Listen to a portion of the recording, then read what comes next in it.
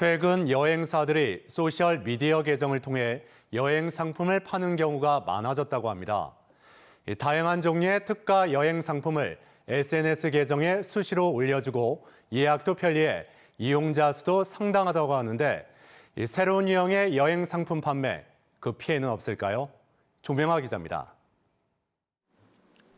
서울 강남구에 사는 56살 A씨는 지난 8월 한 여행사 SNS 페이지에서 4박 5일 북인도 여행 상품을 예약했습니다.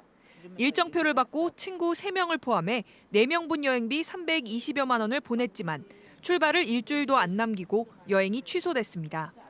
여행사 측은 환불까지 차일피일 미루더니 급기야 A씨를 SNS 페이지에서 퇴장시키고 아예 연락을 끊어버렸다고 말합니다.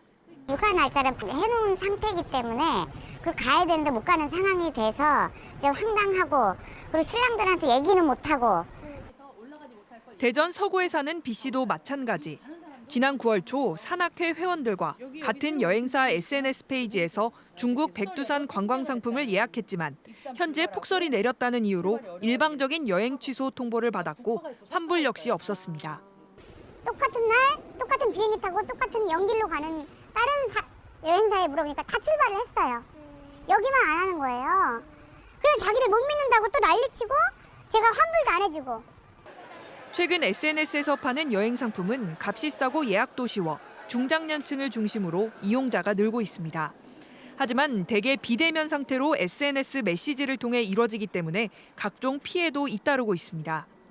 검증되지 않은 업체일 가능성이 있고 소비자에게 계약서를 교부하지 않을 때도 많아 피해 구제가 쉽지 않기 때문입니다.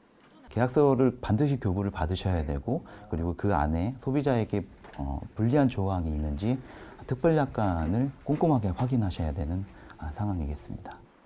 문제가 된 SNS 여행사를 두고 이용객 수십 명이 피해를 호소하는 가운데 해당 업체 대표는 잘못을 인정하고 이달까지 환불하겠다고 답변했습니다. 경찰은 문제가 된 여행업체 대표를 불러 사기 혐의 여부를 조사하고 있습니다. MBC 뉴스 조명아입니다.